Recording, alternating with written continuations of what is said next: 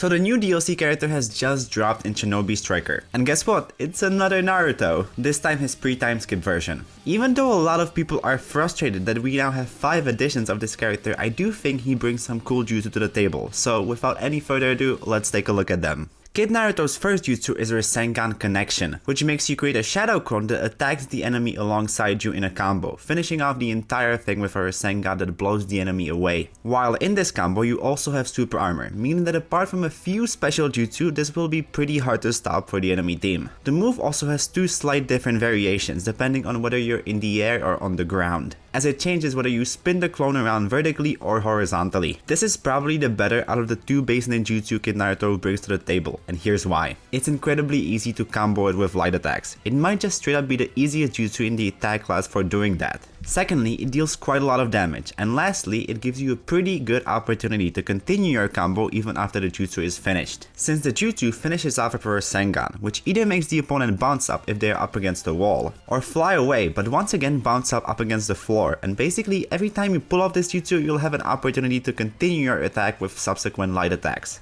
If you make sure your enemy doesn't have a sub and enter into the sequence of light attacks, the jutsu, and more light attacks, you will deal massive damage with just this one very simple combo. From what I've played, this is by far the best use of this jutsu, since the range on it isn't exactly the longest. It's actually pretty short even for a close range jutsu. So when using this, either make sure you're really close to the opponent or ideally incorporate it into your whole combo as previously mentioned. That being said, you do at least throw a shadow clone at the opponent even if you miss it, which deals probably slightly more damage than a kunai, but it's better than nothing. As I said at the beginning, you get super armor while performing this technique, and as far as I can tell, it cannot be subbed out of either, meaning that 90% of the time you will be able to perform the entirety of it without being interrupted. It only gets messed up if one of your allies is attacking the same enemy. Speaking of super armor, the move also cancels out certain jutsu that have super armor themselves, like Boroshiki's Rasengan Full Moon for example. Overall, players that like to get close and personal and combo the enemy will really enjoy this jutsu, but you have to keep its relatively short range in mind.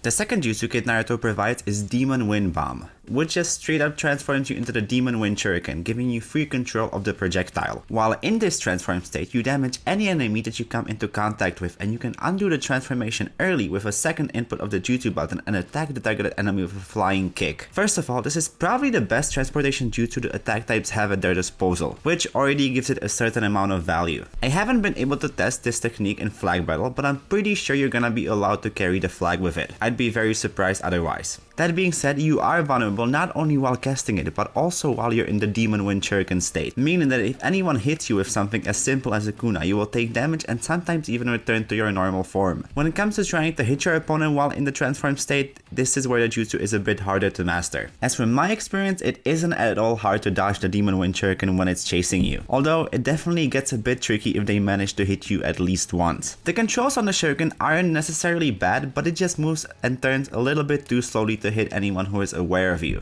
The only time I found it useful was in entering a team fight from behind and catching multiple enemies off guard and getting a decent amount of damage in, but that's about it. In terms of the flying kick you get after pressing the jutsu button again, I actually really like that part. Sure, the range on it isn't something like dynamic entry for example, but it's not at all hard to position yourself close enough to land it. Overall, this jutsu mainly feels like a good movement tool with the added benefit of sometimes getting some damage in or entering a fight on your own turns with the kick. It feels weirdly similar to the Summoning Hog, which now that we've mentioned it, if you combine the hog with this jutsu, you will be able to cross a huge amount of the map and get back to action in no time. All that being said, I think the devs made the right decision including this jutsu, because out of everything they could have given Kid Naruto that wasn't in the game already, this feels like it makes the most sense, at least to me. Before we get to the ultimate, I'd just like to quickly ask you to maybe subscribe, as the amount of people that watch these videos and are actually subscribed is a little bit depressing, but it can still be fixed, right? And while you're down there, a like would help me out a ton as well. Now, let's get to the coolest jutsu this DLC has to offer.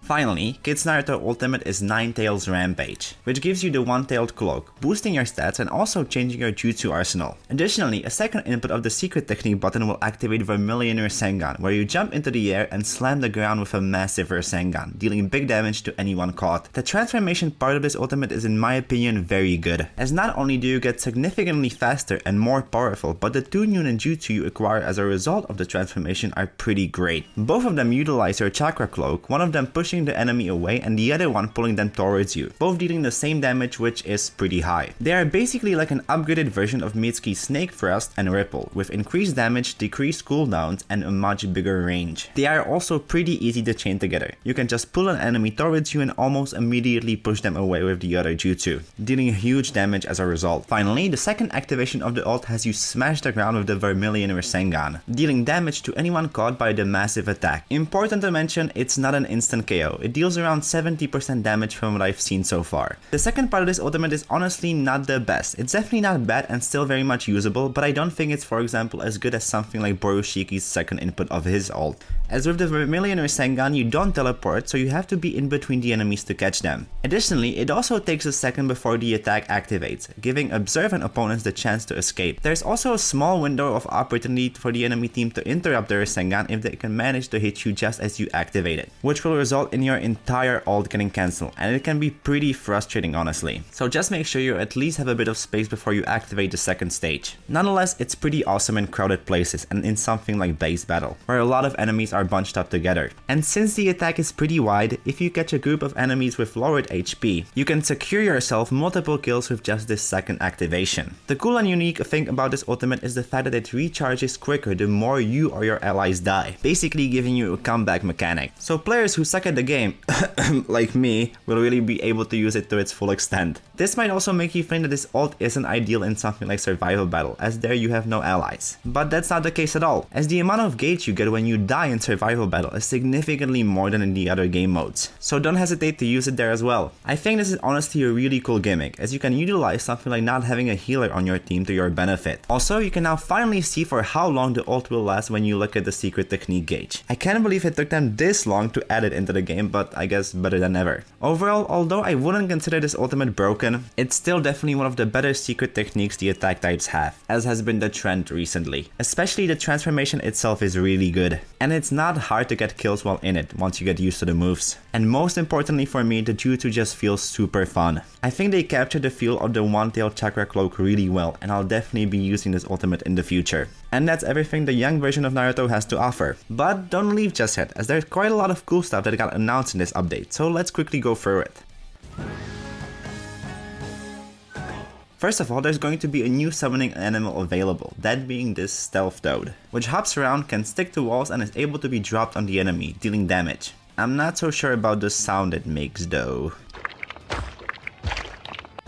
Next, there are 4 new SS Plus weapons dropping over the near future. Kawaki's mechanical tool for attack types, Scientific Ninja Tool Haten Kokai for defense types, Yoto Kikoku for attack types, and Sanskrit Shukaku for what I believe will be defense types.